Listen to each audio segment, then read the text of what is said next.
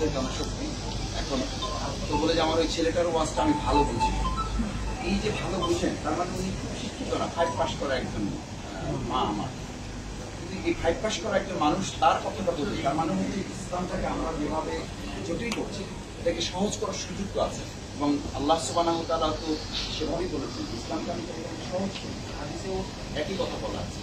তো এটা হচ্ছে আমার আবেদন আমাদের সকলের কাছে যে আমরা সহজ করে সহজভাবে মানুষের কাছে এটা কিভাবে বলছেন যে আল্লামা দেলোয়ার হোসেন সাঈদী রাহমাতুল্লাহ, তার জন্য আমরা দোয়া করি আল্লাহ তাকে জান্নাতুল এই ধারাটা তৈরি করে রেখে গেছে, যার কারণে তিনি দল মতের উঠতে উঠে সবাই তার কথা শুনতে। লাস্ট কথা হচ্ছে যে বাংলাদেশের এখনকার পার্সপেক্টিভটা আসলে হচ্ছে জেনারেশন টু জেনারেশন যে চেঞ্জ হচ্ছে, যেটা হুজুরের আমি শেষ কথায় এসে শুনতে পাচ্ছিলাম।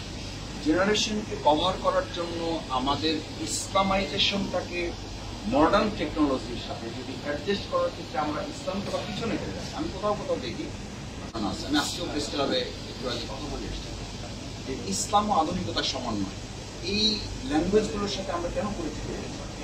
আসলে আমাদের বরং অ্যাড্রেস করতে হবে ইসলামই তো শুধু, এবং এদের আধুনিকতার ধারে কাছেও এখন এদেশের গোটা পৃথিবীর আধুনিকতা মানে ওই দরজায় পায়ে রাখতে পারে। আমরা এটা কেন বলছি? অথচ এইটাই কিন্তু মাদ্রাসায় আমরা শিখে আসছি, আমাদেরকে শেখানো হচ্ছে। এখন ভালো ভালো মাদ্রাসা যারা তৈরি করছে যে আমরা বিজ্ঞান এবং ইসলাম শিখাচ্ছি, এটাও কিন্তু বলা হবে, অথচ ইসলাম হচ্ছে সবচেয়ে বড় বিজ্ঞান।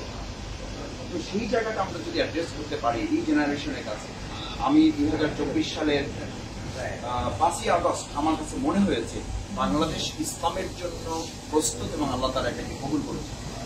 এখন এই প্রেক্ষাপটকে চাষ করে যেন ফসলটা আমরা তুলে নিতে পারি, সেই দায়িত্ব আমার সামনে যারা আছেন আমার শিক্ষক স্টাফ থেকেও আমি অনুরোধ করব আমাদের সন্তানদের, আমাদের শিক্ষার্থীদের অর্জিত এই বাংলাদেশ আল্লাহ তাআলা দয়া করে দান করেছেন, ইসলামের জন্য উন্মুক্ত করেছেন, এটাকে এখন ফসল তুলে যেন আমরা ঘরে ঘরে পৌঁছে দিতে পারি। সেই জন্য আমরা আমার কথা শেষ করছি। আসসালামু আলাইকুম।